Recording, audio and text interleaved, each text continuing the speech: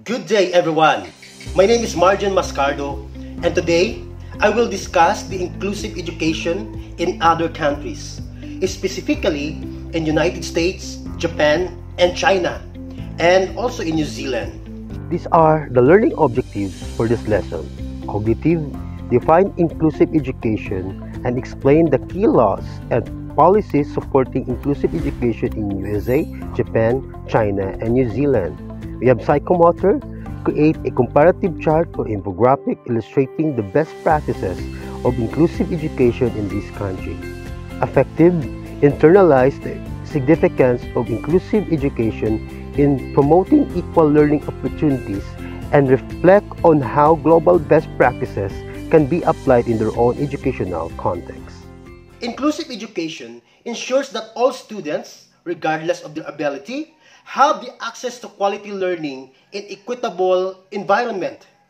Now, according to UNICEF, around 240 million children with disabilities worldwide face challenges in education.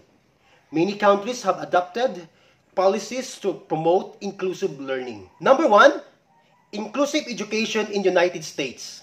Now, the United States has a strong legal framework in supporting inclusive education.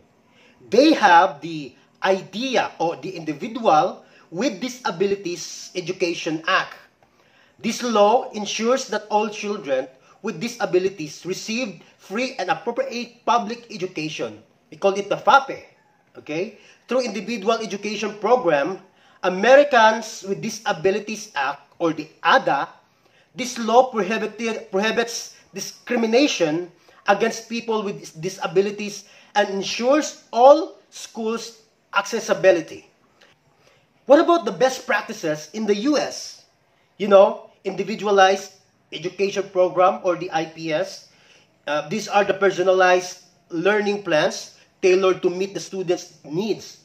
The Universal Design for Learning, or the UDL, is a teaching framework that provides multiple ways to the students to engage, represent, and express learning. Example that we have is that the New York City Department of Education actively uses IPS to integrate students with disabilities into general classroom.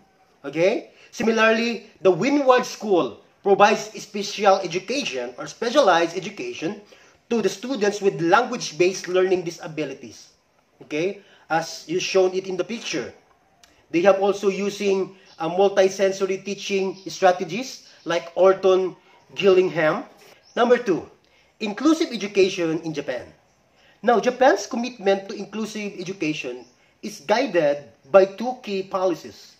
Number one, we have the Basic Act on Education of 2006. This act ensures that equal educational opportunities for all, including students with disabilities. Special Need Education Policy of 2007 encouraged a shift from segregated special education to more inclusive approach. What about these best practices in Japan? They have the integrated education system. Students with disabilities are placed in the mainstream classroom with necessary support and services. Now, the resource rooms, this is also one of the best practices in Japan. The resource room, special rooms for schools, provided targeted support for students with disabilities. In other words, they have a specialized room for those disabilities students. Now we have the example. I'm going to show you in the picture the Tokyo Metropolitan Cho, if I say it correctly, Cho School for Deaf, all right, offers a bilingual approach integrating Japanese Sign Language, or the JSL, and written or spoken Japanese. It also provided assistive technology, speech therapy, and vocal training to support students. Number three, inclusive education in China. China has taken significant steps toward inclusive education with the following policies.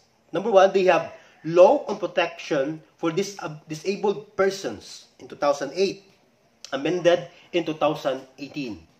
Now, it aims to protect the educational rights of students with disabilities. Number 2, they have compulsory education law of 2006 and revised in 2015. Requires all children, including those disabilities, to receive an education. We have the example, and this is interesting for me, because in Shanghai School of Blind, provide a Braille-based learning. Now, we're going to show you the picture. One of the notable alumna, Zhu Lingjun, was the first visually impaired student at Fudan University, and now he is now a special education teacher. Now, what inspiration though does we get from these individuals, from Zhu Lingjun?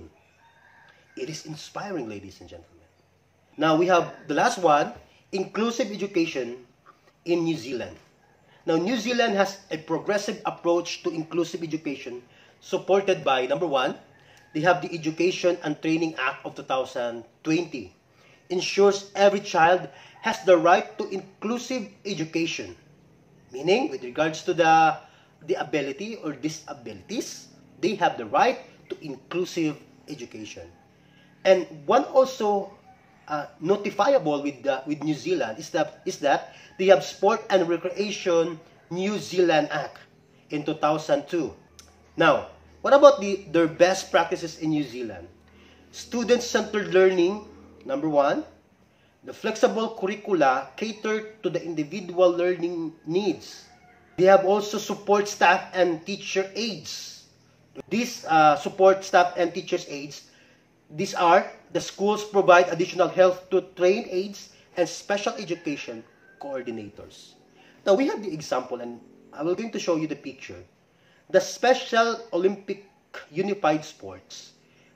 These are the program in New Zealand, paired athletes without intellectual disabilities to compete together, okay? Promoting social inclusion and teamwork.